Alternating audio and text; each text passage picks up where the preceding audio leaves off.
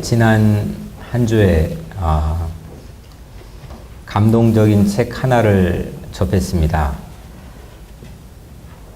본래 본업이 영화를 찍는 사람인데 요즘엔 작가로 활약하고 있는 김우연이라는 사람이 쓴 온유한 자는 복이 있나니 라는 책입니다. 이 사람은 또 얼마 전에 한국의 지하철 평생 맨발로 다니면서 전도했던 최춘선 할아버지를 책으로 만들어서 가난한 자는 복이 있나니 많은 사람들에게 감동을 안겨주었죠. 20년 이 김우연이라는 작가와 20년 지기 친구인 정재환이라는 사람의 한 사람 안에서 온유한 마음이 어떤 건가 독자들에게 보여주고 있습니다. 이 정재환이라고 하는 사람은 태어날 때부터 뇌성마비입니다. 광화문 앞에 아주 조그만한 자판을 깔아놓고 거기에서 부채도 팔고 부엌의 소품도 팔면서 그렇게 하루하루를 살아가는 이 김우연 작가 20년 친구입니다.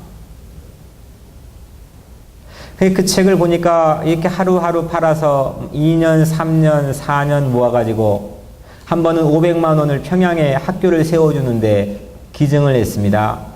팔레스타인의 전쟁 때문에 고아가 돼버린 아이들에게 집을 지어주는데 100만 원을 도네이션을 합니다. 이라크 전쟁에 처참하게 무너져가는 가정들을 회복시키기 위해서 50만 원을 모아가지고 자판에서 산 걸 모아가지고 그거를 보내줍니다.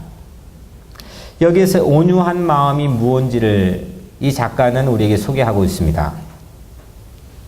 근데 이 정재환이라는 사람 말고 이 책에서 아주 잠깐 등장하는 삼총사인데 김우연 또 정재환 또 한 사람이 창희형이라 불리는 사람입니다. 이 사람을 잠깐 소개하려고 합니다. 이 사람은 아주 독특한 특기를 가지고 있다고 스스로 자랑삼아 얘기합니다. 이 창희형이라는 사람이 가진 특기는 낡은 아주 구닥다리 녹음기를 하나 가지고 다닙니다. 그리고 그 녹음기에 400여 개가 넘는 카세트 테이프에 세상의 온갖 소리를 그 안에다가 녹음해 놓는 특기를 가지고 있습니다. 자기의 특기라고 소개합니다. 그 카세트 테이프 앞에는 이런 제목들이 붙어 있습니다. 신림동 전철 소리, 또 해운대 파도 소리, 또 새벽녘 소나기 소리, 또 강아지 소리, 이런 제목들이 그 카세트 테이프 앞에 붙어 있습니다. 광주 가는 기차 소리는 처음부터 테이프 끝날 때까지 계속 기차 소리만 녹음되어 있는 겁니다. 또 새벽 소나기 소리는 막 소나기가 쏟아지는 한밤중에 그 소리만 테이프 처음부터 끝까지 동일하게 반복되어 녹음되어 있습니다. 저는 책 속에 창희형 옆에 가만히 다가가서 제 마음으로 한번 거기에 앉아봤습니다. 그리고 창희형과 함께 그 녹음을 했을 창희형과 함께 옆에 앉아가지고 그 테이프가 끝날 때까지 그 소리를 함께 들어보았습니다. 제게는 매우 깊은 감동이 있는 시간이었습니다. 무엇이 이리도 바쁘길래, 너 무엇 한다고 하길래 테이프 끝나는 시간조차 할애하지 못해서 주님 음성을 내 마음에 녹음해 두고 살지 못하는 걸까요? 무엇 하시는데요? 무엇이 그래도 바쁘신데요? 온유한 마음이라고 하는 게 무엇일까 생각해 봤습니다. 온유한 마음은 밤새 소나기 소리를 창희형이 밖에 나가서 그 구닥다리 녹음기 들고 버튼을 누르고 그 소리를 녹음하기 위해서 계속 반복되는 그 소나기 소리를 기다리고 녹음하는 그 정성스러운 마음 아닐까 생각해 봤습니다. 여호수아에게도 소나기가 쏟아지는 칠흑 같은 어두운 밤이 있었습니다. 7장에서 아이성 패배를 당한 그 다음 이튿날 밤이었습니다. 우리 7장에서 봤죠? 아이성 좀 피하게 해주시지요. 여호수아가 하나님께 말했습니다. 아니 왜 이 불필요하게 아이성을 만나게 해가지고 차라리 요단강 건너지 말고 요단 서편에 오지 말고 요단 동편에 우리 살게 하시지요. 왜 이렇게 창피를 당하게 합니까? 왜 이렇게 비참한 실패를 당하게 합니까? 한탄하면서 해질 때까지 얼굴을 땅에 파묻고 있었던 여호수아의 모습을 우리는 7장에서 봤습니다. 그 여호수아에게 마음에 소나기가 쏟아지는 밤을 여호수아가 맞이했습니다. 오늘 이렇게 8장이 시작되는데 이때 이 막 소나기 소리가 쏟아지는 이 여호수아의 밤에 한 소리가 여호수아의 마음에 녹음되기 시작했습니다. 오늘 1절입니다. 두려워하지 말라. 놀라지 말라. 군사를 다 거느리고 일어나 아이로 올라가라. 이게 여호수아의 마음에 레코딩이 안 됐다고 한다면 아마 기록도 안 됐을 거고, 여호수아의 마음에 이게 레코딩이 안 됐다면 아마 오늘 우리에게 들려지지도 않았을 겁니다. 그 밤에 이 여호수아는 이 하나님의 음성을 마음에 가슴에 녹음을 했습니다. 실패의 소나기 사이로 막 소나기가 쏟아지는데 그 실패의 소나기 사이로 이리저리 비껴서 여호수아의 가슴에 찾아온 하나님의 음성입니다. 여호수아는 그걸 놓치지 않고 들었습니다. 그리고 녹음했습니다. 그리고 우리에게 들려줍니다. 내 마음에 녹음된 것도 없는데 그 녹음된 게 없으면 들려줄 게 없는 거 아니겠습니까? 어디서 다시 시작해야 될지 막막했던 여호수아에게 두려워하지 마, 놀라지 마라니까 다 군사들을 거느리고 일어나서 스탠드업해서 아이성으로 가. 그 실패의 자리, 상처의 자리, 네가 부끄러웠던 자리, 다시는 거기 쳐다보기도 싫은 자리, 그 자리로 네 형제들과 함께 가라니까. 이 음성이 여호수아에게 들린 겁니다. 이 음성은 모든 것들을, 모든 죽어있는 여호수아의 세포를 다시 새롭게 생생하게 살려주고 깨닫게 해주는 마치 햇살과 같은 그런 고마운 음성이었습니다. 만약에 실패가 없었다면, 7장에 실패가 없었다면 여호수아는 아마 이 소리를 못 들었을 겁니다. 아니, 확성기로 갖고 얘기해도 아마 못 들었을 겁니다. 개미 소리보다 더 작은 소리로 무시했을지도 모르겠습니다. 1장도 성공하고 2장도 성공하고 4장, 5장, 6장까지 7장까지도 성공했다고 한다면 8장의 1절에 두려워하지 말라니까, 놀라지 마, 아이로 올라가, 이 음성을 못 들었을 겁니다. 근데 여호수아는 7장에 실패했습니다. 얼굴을 땅에 파묻고 있습니다. 수없는 실패의 소나기가 자기를 향해 핏발짓듯이 다가오고 있습니다. 이 사이로 오는 자그마한 주님의 음성을 놓칠 리가 없습니다. 이걸 가슴에 녹음했습니다. 두려워하지 마, 놀라지 말라니까, 군사를 다 거느리고 일어나 아이로 올라가라.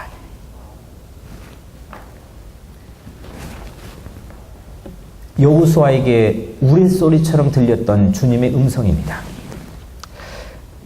7장의 아이성 전투에서 36명이 전사했죠. 그 유가족들이 통곡하지 않았겠습니까? 그 통곡의 소리가 지금 여호수아의 가슴에 들렸을 겁니다.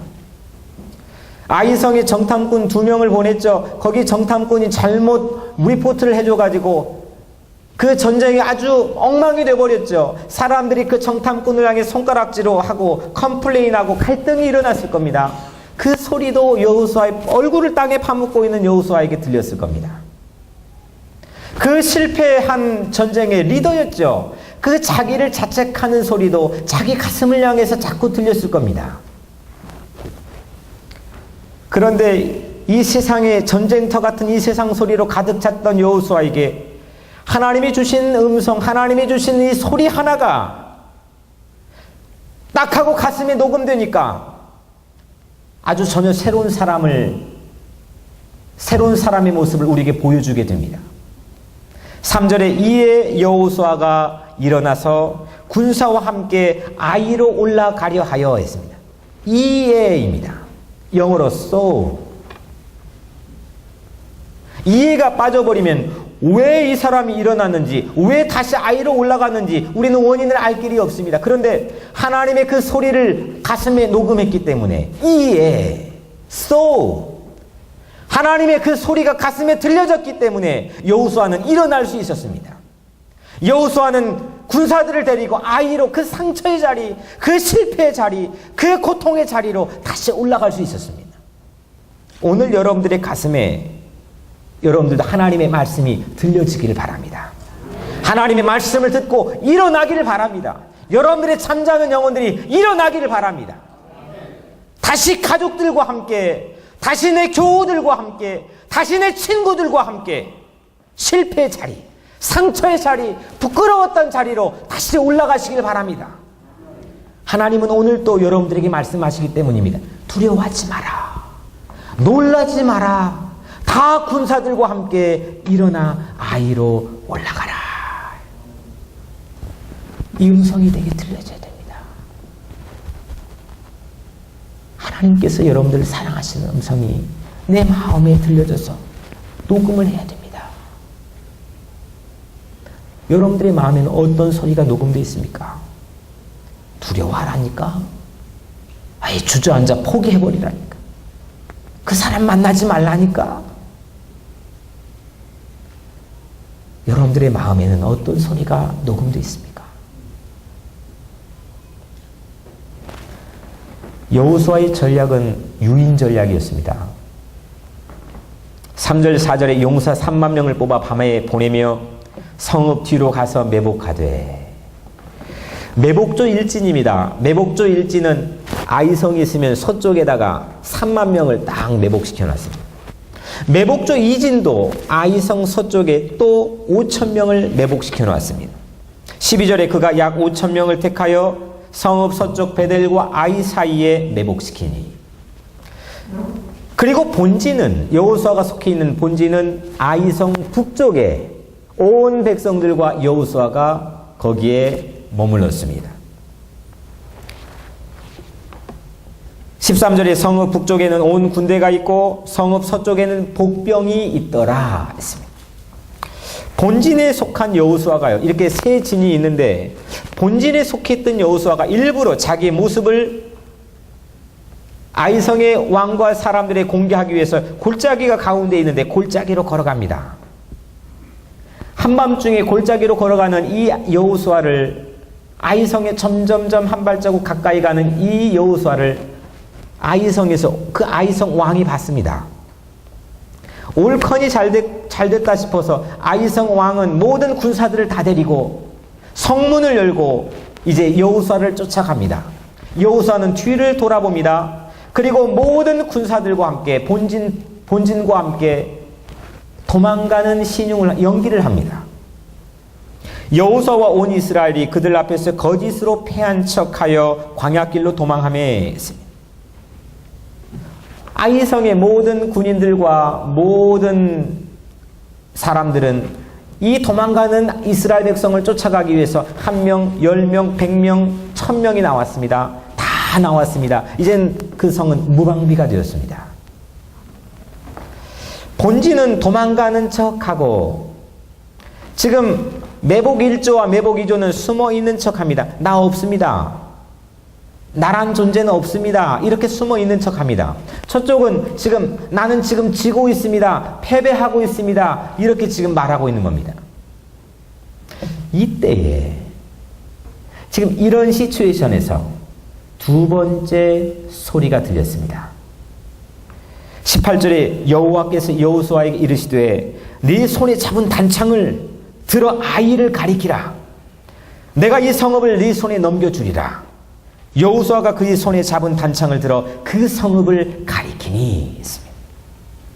지금 어떤 소리가 들렸겠습니까? 막 도망가는데 도망가는 소리, 뒤에선 쫓아오는 소리, 막 숨이 헐떡거리는 숨차는 소리, 거기 막 본진에서 아이들 보채는 소리, 완전 나수라장일 겁니다. 전쟁터입니다.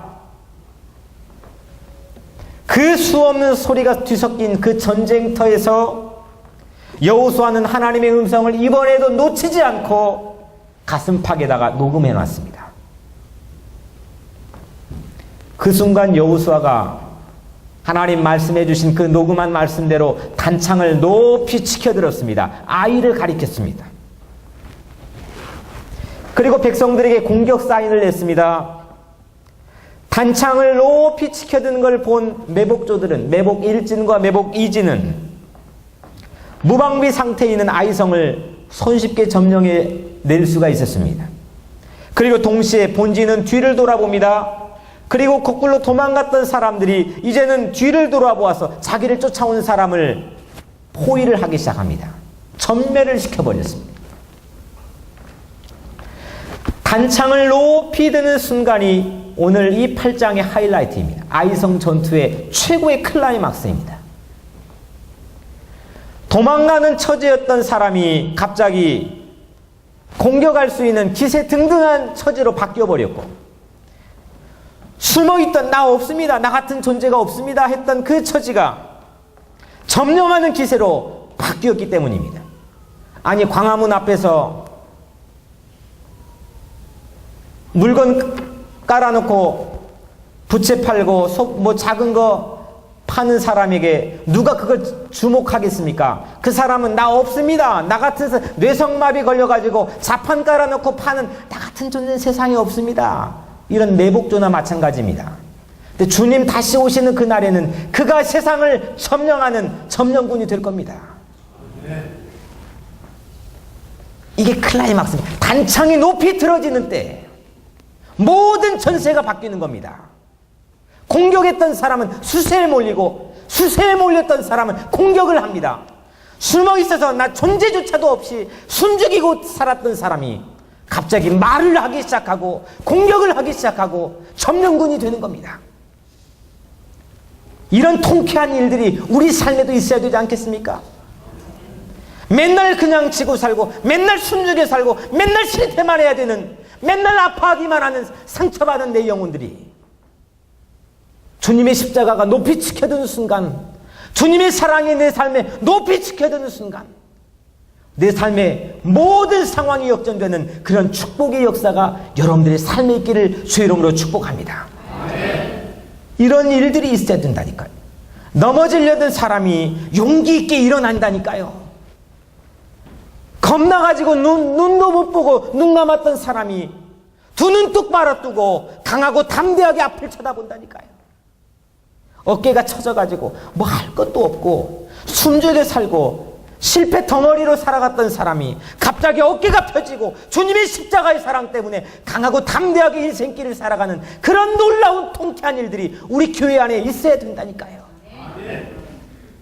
그게 언제예요? 단창 드는 때입니다. 그런데 이 단창 드는 때보다요, 제 마음을 더 설레게 하고 더 깊은 감동을 주는 구석이 오늘 8장에 한 군데가 더 있었습니다. 오늘 말씀엔 적혀있지 않지만 그 뒤에 숨어있는 모습들입니다. 이 단창 드는 때에 지금 본진, 매복 1조, 매복 2조 이 세 진영이 한결같이 단창이 드는 때를 기다릴 줄 아는 사람이었다는 겁니다. 저는 이 부분이 너무너무 신기했습니다. 사람들은요, 나를 안 알아주면요, 내가 존재가 없는 것처럼 생각해, 그러면 화가 납니다. 매복한다는 게, 나를 숨죽여 산다는 게 그게 말같이 쉬운 일이 아닙니다. 사람이 실패하는 척, 도망가는 척, 패배자로 보여지면서 내가 왜 패배자입니까? 왜 내가 무능력합니까? 왜 나를 알아주지 않습니까? 그게 내 삶의 상처가 됩니다. 그런데 오늘 이 세 진영은요, 그 단창 드는 그 순간까지 기다렸습니다. 이게 온유한 마음입니다. 만약 어느 하나라도 이 세 진영의 한 사람이라도 좀 일찍 뛰쳐나왔더라면 이 작전은 모두 다 무용지물 되는 겁니다. 그런데 아이성의 무방비 상태를 알려주는 그 단창 높이 드는 때를 여호수아도 본진도 매복일조도 매복이조도 기다렸습니다. 어느 하나 먼저 어느 하나 나중에 할 거 없이 모든 사람들이 한결같이 똑같이 그걸 기다려서 움직여줬습니다. 하나님의 때까지 기다릴 수 있는 마음이 온유한 마음 아닐까요? 하나님이 가장 올바른 때를 위해 언제인지 모릅니다. 1시간 후가 될지도 모르고 그 단창 높이 드는 때는 3시간이 지나야 될지도 모르고 아니 하룻밤이 그냥 지나야 될지도 모릅니다. 내가 지금 이 닥쳐있는 이 억울한 상황과 삶의 문제가 언제 해결될지를 모르는 겁니다. 그런데 하나님이 가장 올바른 때를 위해서 섣불리 공격하지 않고 섣불리 언어를 내뱉지 않고 섣불리 행동하지 않으면서 기다릴 수 있는 마음, 이게 온유한 마음 아닐까요?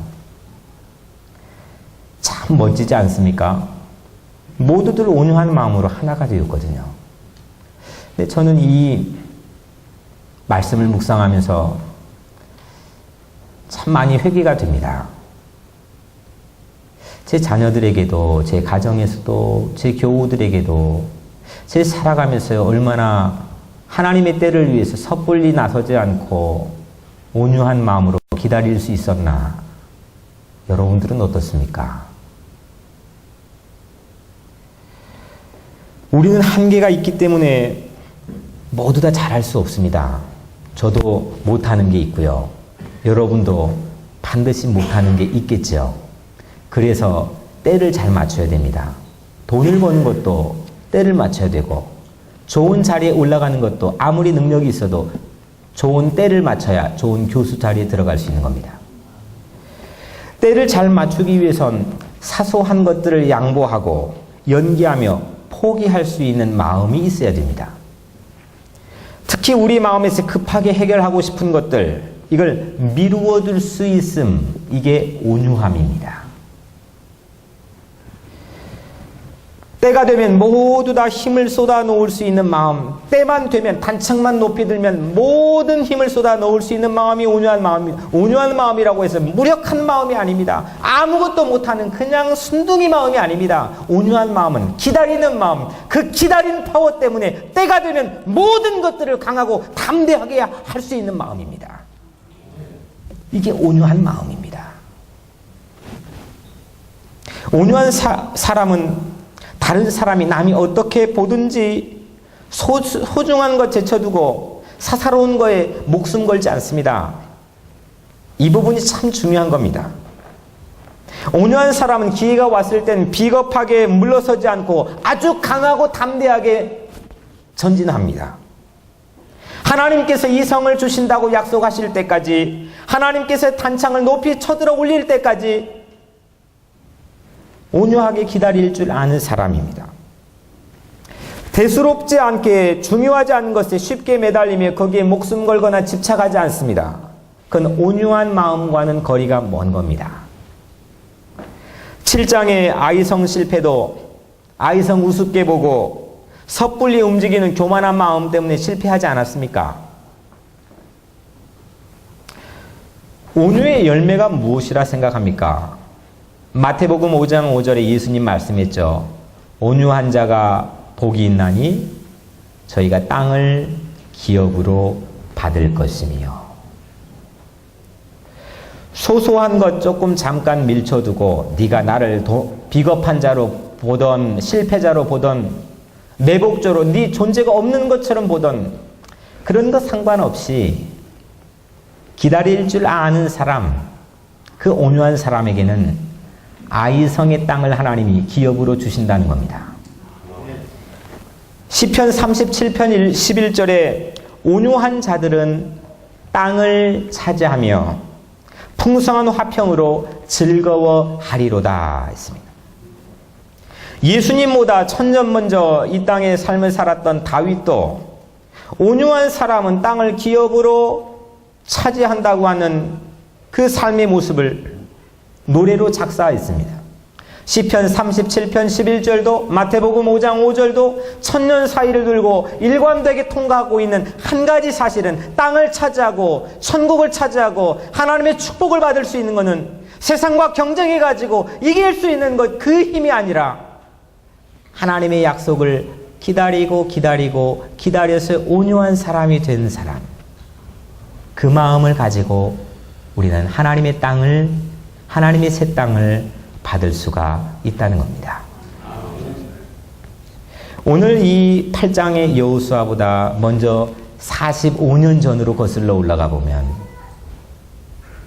모세도 지팡이를 손에 잡고 산 언덕 위에서 손을 들면 아말렉과 전투에서 우리 진영 이스라엘 백성이 이깁니다. 근데 손을 내리면 이상하게 이스라엘 백성이 지는 겁니다. 이때 피골에 손이 내려오면 아론과 훌이 도와줬습니다. 모세 마음에 이거 손이 올려야 우리 백성이 이긴다고 하는 게, 우리 같으면 왜 의심이 안 들어? 왜 손 하나 올린다고 저 사람들이 이길까? 의심이 왜 안 오겠습니까? 에이, 너희들이 이기든 말든 내가 몸이 피곤한데 하면서 왜 손이 내려올 위기가 없겠습니까? 근데 모세는 또 그를 도왔던 아론과 훌은 해가 질 때까지 손을 내리지 않고 기다릴 줄 아는 온유한 사람이었습니다. 모세는 정말 기가 막힌 온유한 사람입니다. 심지어는 내 생명을 주님 거두어 가실지라도 저 백성들 용서해달라고 기도하는 중보기도의 온유한 사람입니다. 정말로 본받고 싶은 사람입니다.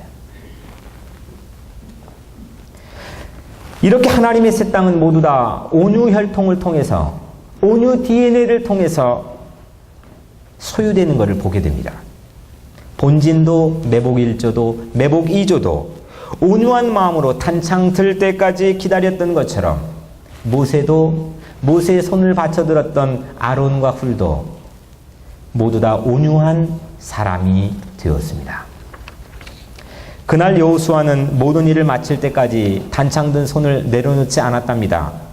오늘 26절에 아이 주민들을 진멸하여 바치기까지 여호수아가 단창을 잡아든 손을 거두지 아니하였고, 아말렉 전투가 끝날 때까지 모세가 지팡이 든 손을 내리지 않았던 것처럼 여호수아도 단창 든 손을 내리지 않았습니다.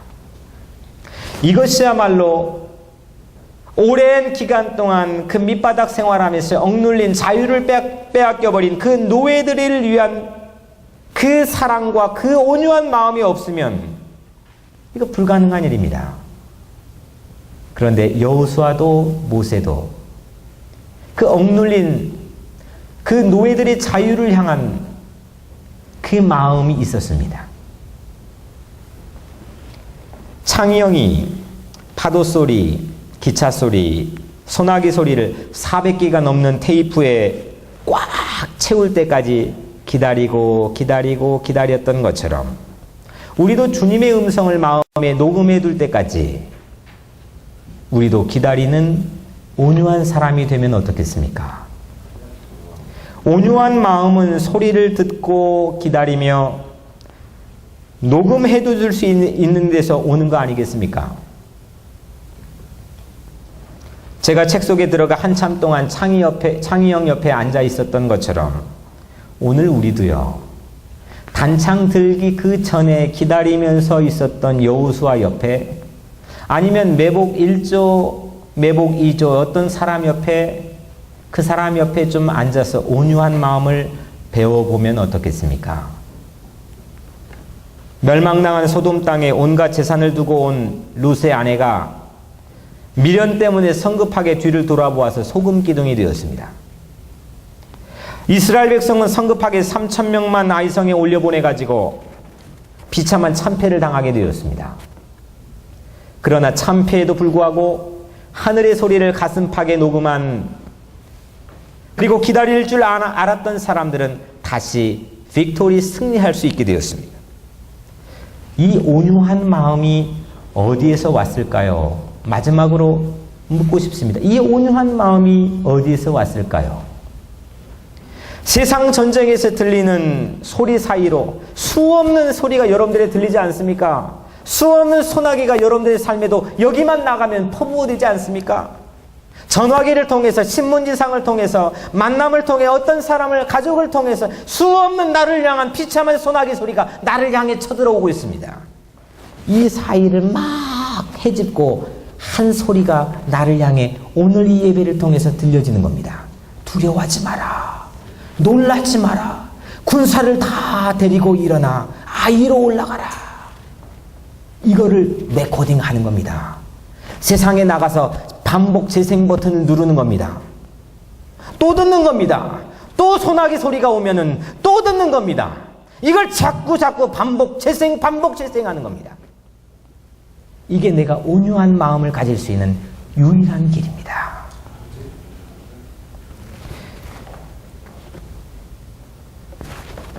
녹음된 하늘의 소리를 반복 재생했기 때문에 그들은 기다릴 수 있었고 뛰쳐나가지 않았으며 온유한 사람이 될 수 있었습니다. 여러분들 두려워하지 마세요. 이건 제 말이 아닙니다. 오늘 주님께서 이 성경을 통해서 여러분들의 가슴팍에 녹음해두고 싶은 말입니다. 세상에 나가서, 험난한 세상에 나가서 할 때 그걸 반복 재생으로 돌리면서 여러분들 용기 있고 다시 일어나고 다시 아이로 올라가고 실패 현장을 똑똑히 보면서 승리할 수 있는 사람으로 만들어주고 싶어하는 주님의 배려가 담겨있고 주님의 사랑이 담겨있는 주님의 음성입니다. 두려워하지 마세요. 놀라지 마세요. 군사를 다 데리고 일어나 여러분들 실패 현장으로 다시 올라가세요. 주님이 여러분들과 함께 하실 것입니다. 사랑하는 성도 여러분, 여러분의 마음에 어떤 소리가 지금 녹음되어 있습니까? 세상에 나가서는 어떤 소리를 자꾸 반복 재생하면서 그거 듣고 살아가시렵니까? 아이성 전쟁통 같은 내 삶의 자리에 들려오는 오늘 주님의 음성을 내 가슴에, 주님의 음성을 내 가슴에 녹음해 두고 세상에 나가시면 어떻겠습니까? 두려워하지 말라. 놀라지 말라. 강하고 담대하라. 이 주님의 음성이 내 마음의 카세트에 녹음되어서 한 주일 동안 우리 삶에 자꾸 반복 재생하면서 그렇게 한 주일을 살면 어떻겠습니까? 의심이 들 때마다, 포기하고 싶을 때마다, 욱할 때마다, 뛰쳐나가고 싶은 성급한 마음이 내 마음에 찾아올 때마다 주님이 나를 사랑하시죠. 나에게 두려워하지 말라 하셨지요. 나에게 놀라지 말라 하셨지요. 나에게 함께 해주신다 하셨죠. 주님 감사합니다. 이 음성을 녹음하여 세상에 나가 반복 재생하여 여러분들 온유한 사람으로 땅을 기업으로 받는 그런 사람이 되시기를 주 이름으로 간절히 축원합니다.